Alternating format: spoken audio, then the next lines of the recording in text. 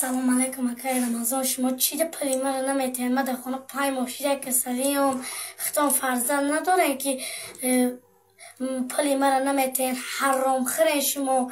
مرا نگاه کنین 5 ماه در خونه ایستادم کسلی. شما فکر نمیکنین که من خیلی من چشمم نمیبینم، کور شدم. ختم کویا وجه و ریش مانده نکه مسلمان این گفته.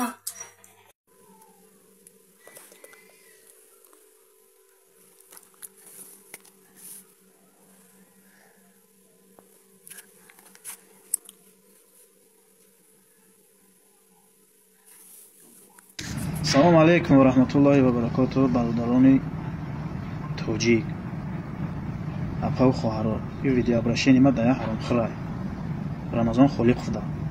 یک آدم روسیه ما قرضدار بود، ما رو باید پاسپورت میکرد، ما دیپورت شدیم. یادم قرضدار بود. با آدم گفت 30000 روبل من میتونم این رمضان خالی خدا برام دیگه بدم. گفت که بیا ویدیوش میکنیم و میترسونیم پول بتیا. آدم گفت که من اینجا خطا کردم، گفتم پلا در رمضان خالی خوب برتو تو مرا فریب میکنی، 5000 روی میکنی دیگه روی نمیکنی. روز 2 اپریل پلا روی کرد داو. گفت تلفن رو کشتای حقارت کرد، گفت تو فلان که دیگه ای دست دی چی نمیایا، کدام مقامات دی شکایت میکنی، برای شکایت که ما اتکاز وید که دیگه ما تاجیکستان ما گراجدان روسیه ایم مرا یگون کار کردن نمیتونی. رمضان خالی خوب دیگه پیاد نبرد همه حقارتی که دیگه تا ما مهنت که لعنتی رنگ ما مهنت که تو وجه در عصبی هم رسیدی. ای کدام واتساپ من میدارم تو چور نمیکنی. خب من کسلی دارم. تو چه انسانی تو؟ ای حدیث، ای خداوند، ای پیغمبر گام بزنی ریش داری تو حرامی تو میخزی دروغ میگی. تو چند باشید مرا نمری کرد گفتی 10 باشید برای ازدواج میکنی. با میگی من همش روی کدن نمیتونم 5000 10000 روی میکنم.